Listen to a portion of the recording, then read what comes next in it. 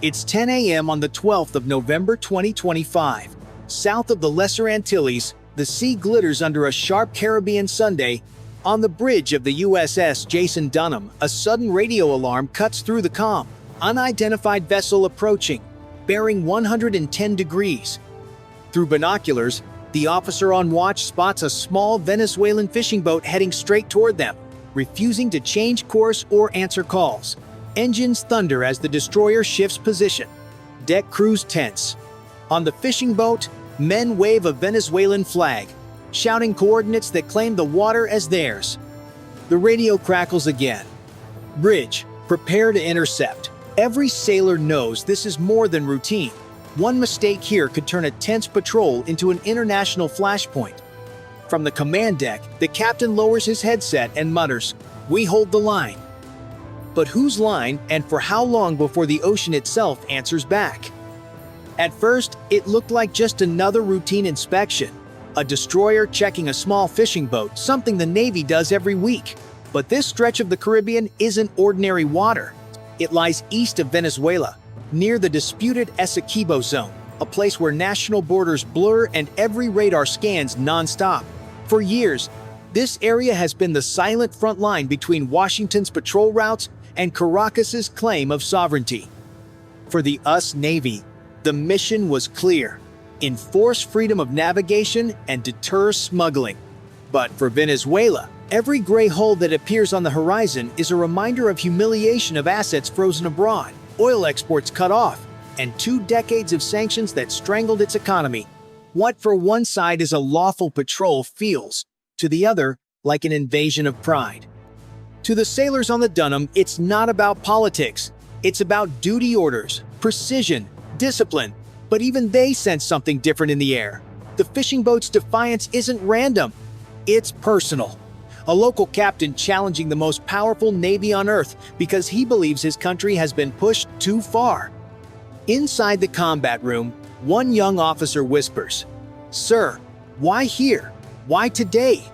The answer is bigger than him, because this is where 2 decades of quiet pressure finally collided with a single act of resistance. This sea calm on the surface now holds a question that goes far beyond the Caribbean. How long can America rely on power alone before smaller nations stop obeying? If you were standing on that deck, would you side with strength or sovereignty? Press 1 for power, 9 for pride, and stay tuned to see how this standoff unfolds. Boarding team, ready. The captain's voice cuts through the noise, steady but sharp. 5 sailors move fast, tightening vests, checking radios, weapons, and cameras. The sea is unnervingly still. Every sound, the hum of engines, the creak of the hull feels amplified, as if the ocean itself is waiting to see who acts first. On the radar, the small contact turns from green to amber. Non-responsive, the technician reports. That single word changes everything.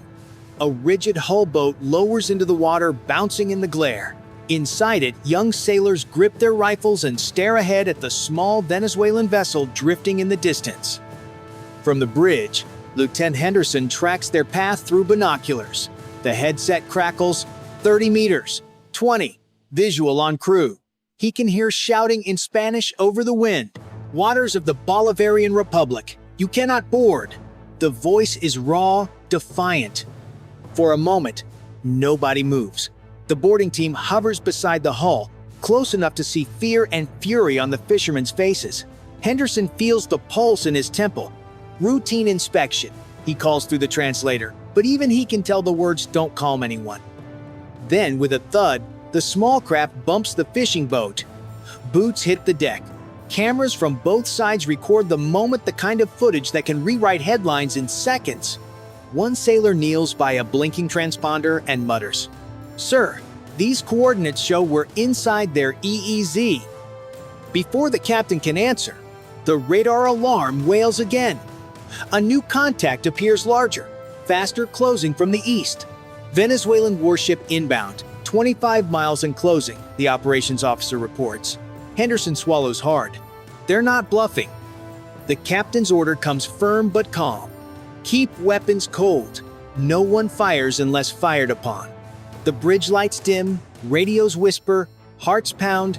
Every man on board knows how fast a routine stop can become a regional crisis. Out the window, the blue horizon breaks with a thin gray line, the Venezuelan corvette, slicing through the sea. What happens next could decide whether this day ends in diplomacy or disaster. If you think they should stand firm, press 1. If you believe restraint is the real strength, press 9 before we see what comes over that horizon. The Venezuelan corvette appears first as a shadow, then a wall of steel cutting through the waves. Its engines rumble low, and on its mast, a flag flutters bright against the morning light. A voice booms over the loudspeaker in accented English. "Withdraw immediately. You are violating sovereign waters." The words echo across the sea, swallowed by wind and static. On the USS Jason Dunham, sailors freeze at their stations. The captain stands still, eyes fixed through binoculars. "Maintain position," he says quietly. No sudden moves. The bridge crew exchanges tense glances. They've been trained for combat, but not for hesitation. Down in the Combat Information Center, radar screens glow in cold green light. "Missile locks negative," one operator reports. Another adds, "They're tracking us manually." The captain nods once. "Copy that. Keep all systems on standby." The corvette closes to 5 miles. Every camera on board records. The Dunham adjusts course by 5 degrees, to starboard enough to protect the boarding team, but not enough to look like retreat. Out on deck, the boarding party grips their rifles tighter, waiting for the signal to return. Then, a helicopter lifts off from the Venezuelan ship's pad, circling low and wide, its rotors chopping the air above both vessels. Dust and sea spray whip across the decks. One sailor mutters, "They're trying to rattle us." The captain answers softly, "Then don't blink." For 2 full minutes, the only sound is the pounding sea and the hum of machines. Every heartbeat feels like a countdown. One wrong frequency, one misread radar ping, and this calm blue horizon turns into a firestorm. Finally, a voice on the radio, calmer now. "Us destroyer, confirm you will depart area after inspection." The captain exhales. "We will complete our procedure and withdraw." His tone carries both steel and fatigue. On both sides, restraint wins, but just barely. The Venezuelan corvette holds its position, watching. The Dunham's engines shift to low power, drifting slightly north. No shots fired, no alarms, just a silence so sharp it rings in every ear. In close naval encounters, 5 degrees can mean survival. Today, those 5 degrees just saved the Caribbean from burning. If you think both sides handled it right, press 1. If you believe someone will push further next time, press 9 because this calm won't last long. By afternoon, both ships held their distance, no weapons drawn, no shots fired. It should have ended quietly, filed away as another routine misunderstanding. But within hours, footage from the fishing boat appeared online. Grainy, shaky, yet powerful, it showed armed American sailors stepping onto a wooden deck, flying the Venezuelan flag. Caracas moved fast. Their government released an official protest, labeling it a sovereignty violation, and television anchors repeated the phrase all evening. Within 24 hours, Chinese and Russian officials called it a legitimate act of self-defense. In Washington, confusion spread faster than answers. How had a single inspection turned into a diplomatic storm? Allies that once echoed every "us" statement stayed silent. Even major South American nations, Brazil, Argentina, Chile, issued only soft, neutral remarks. Inside the Pentagon, officers replayed the video again and again. "We didn't break any rules," one said. But somehow we still lost the story. The captain of the Dunham read the news on a tablet, expression flat. "It's not about the facts anymore," he murmured. "It's about perception." That's when the recall order came in. Terminate inspection. Return to home course. No explanation, no debate. The boarding team rejoined the ship in silence. On deck, the Venezuelan flag still waved proudly, as if the sea itself had chosen a side. No missiles were fired, yet the impact was global. One small boarding, 30 minutes of tense silence had exposed something bigger. That the balance of power in the Western Hemisphere was shifting. And this time, it wasn't decided by force. So tell me, if you were in that control room, would you have doubled down or pulled back? Press 1 for action, 9 for caution. The next move will reveal which one history remembers. Night falls over the Caribbean. The sea glows faintly under a half moon, and two silhouettes, one American, one Venezuelan, move slowly in parallel courses 10 miles apart. The world doesn't know it yet, but this quiet chase is the closest both nations have come to a real clash in decades. Inside the USS Jason Dunham, red lights dim the bridge. The air feels heavier. The commander leans over the operations table, eyes fixed on the radar. "Keep our distance at 10 miles, he says. "No closer." The crew follows, disciplined, silent. Every click of a switch sounds like thunder. Down in the Combat Information Center, a junior operator whispers, "Sir, I've got intermittent sonar pings, possibly from the corvette." The commander answers, "Copy." "Maintain track." No response. His tone is steady, but his jaw tightens. One misread signal could turn restraint into combat in seconds. At 22:14, the Venezuelan ship breaks radio silence. "Us destroyer, you are now exiting restricted waters." Incident concluded. No threat, no mockery, just a statement. The Dunham's commander replies, "Acknowledged. We are adjusting course." The engines turn north, slow and deliberate. On deck, sailors step out to breathe. No one cheers.